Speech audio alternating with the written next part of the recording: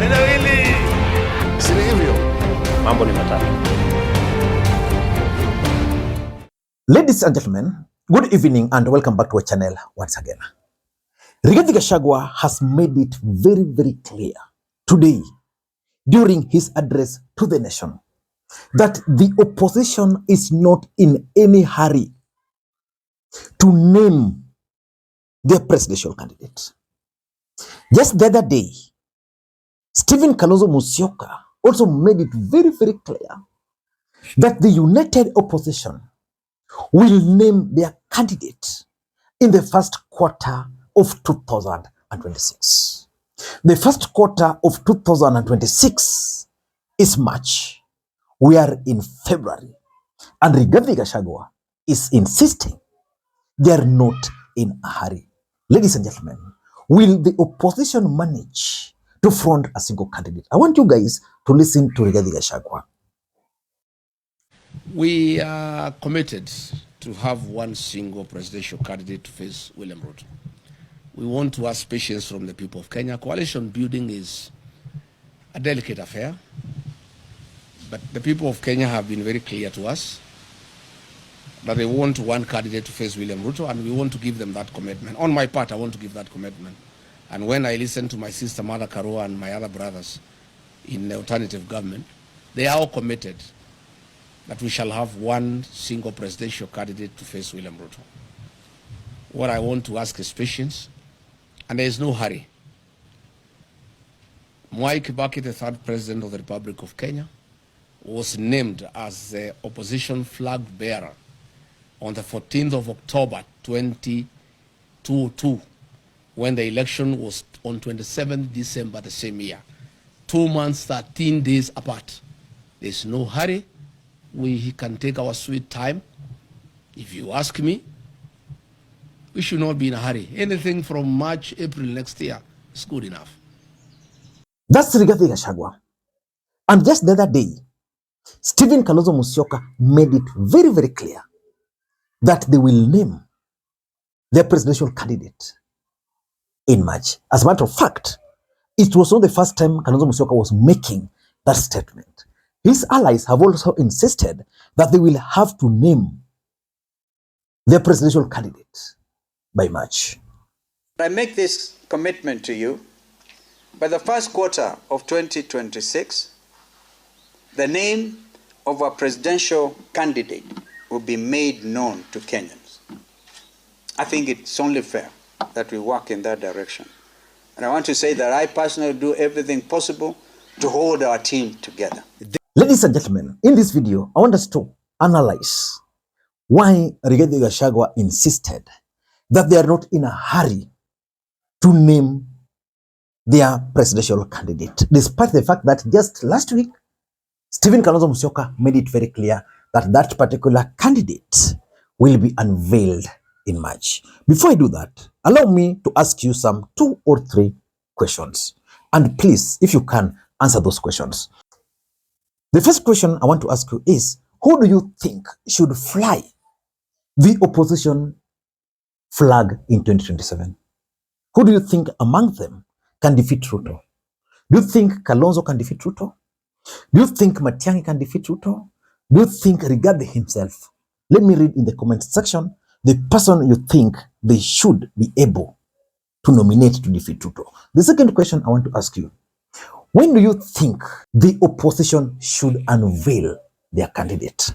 Should they go by what Kalonzo Musyoka is suggesting, by March, or should they wait until last minute, the way NAC unveiled Kibaki? Because if you look at it critically, both sides have legitimate questions. For example, if they were to nominate the presidential candidate early, it will enable them to have enough time to craft a winning formation, enough time to campaign, enough time, to prepare. But again, that also has disadvantages. And Rigathi also is making sense. And Rigathi is also making sense that they should actually wait. But because politics is about interest, I can assure you, Rigathi Gachagua is saying that because he has his own political interest. Now, my last question to you before I dig deep into this subject. Do you think William Ruto will allow the opposition to front a single candidate in 2027? Because the only way the opposition can succeed in defeating Ruto, the only way, is if on that election day, we have two presidential candidates, Ruto and the joint candidate. But do you think William Ruto will be sitting somewhere and waiting for the opposition to front a single candidate? That will not happen. That will not happen. But if it will happen, I can assure you, the opposition will have a chance of defeating Ruto. Ladies and gentlemen, before we proceed, because in this video, I want us to analyze why Rigathi is insisting that they are not in a hurry to reveal that candidate. Before we do that, in case you're watching the channel for the first time, please take a second or two, click the subscribe button so that next time we produce a video like this, YouTube will automatically notify you. And to the subscribers, I want to continue thanking you guys for your continued support, because without that support, this channel cannot be where it is. Ladies and gentlemen, why do you think Rigathi Gachagua is insisting that they must wait until last minute? Number one, Rigathi Gachagua has developed his DCP. And the truth of the matter is that Rigathi Gachagua now controls Mount Kenya. But the other truth is that Rigathi Gachagua might not be on the ballot. What does that mean? It means if a presidential candidate is unveiled in March, by the end of the year, Rigathi Gachagua's influence in the mountain shall have gone down. Why? Because most aspirants, for example, if they were to nominate Matiang'i, or if they were to nominate Kalonzo, most political aspirants from the mountain will now start looking for a party associated with either Matiang'i or associated with Stephen Kalonzo Musyoka. And the biggest fear is if that candidate happens to be Fred Matiang'i. Matiang'i's candidature would mean Jubilee.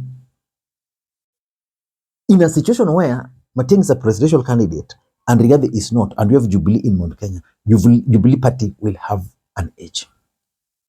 And let's even assume that at the end of the day, we have Kalonzo as the presidential candidate and say Matiang'i as the running mate.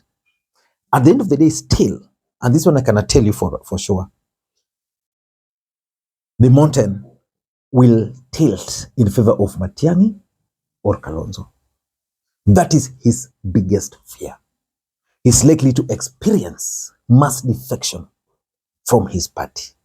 So he would rather wait until 3 months, when it will be very difficult for even the aspirant now to move. That's number one. Number two, and this is one thing which I think Rigathi Gachagua is aware of, and the opposition should actually try to listen to him.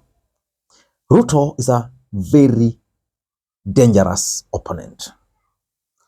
Ruto is strategic.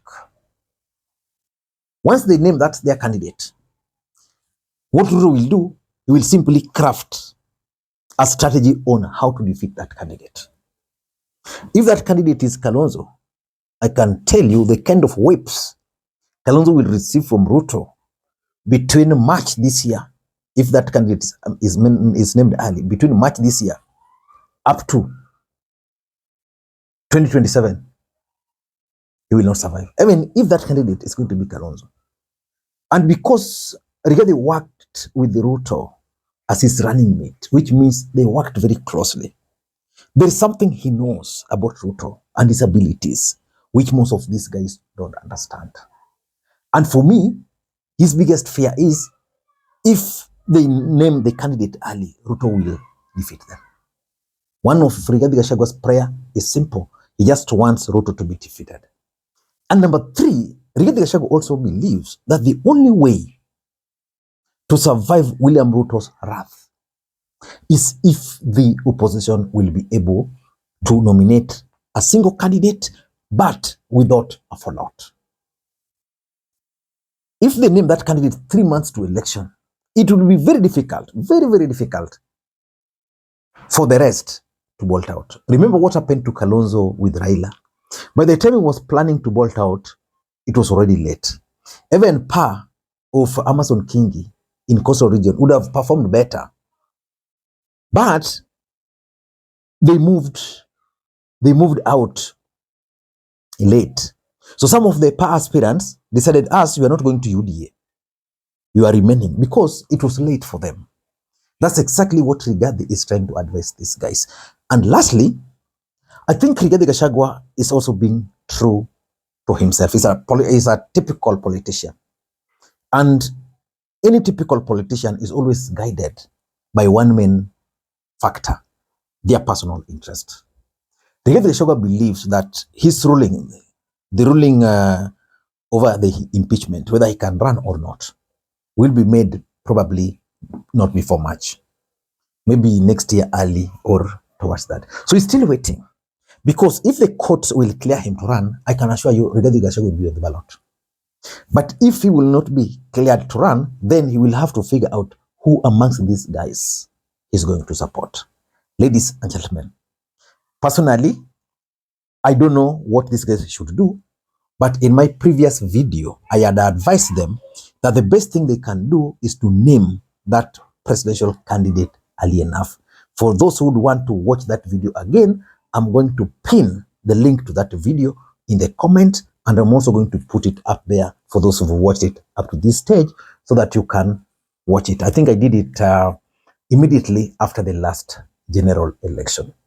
Till next time, this is Makwiny. Bye-bye.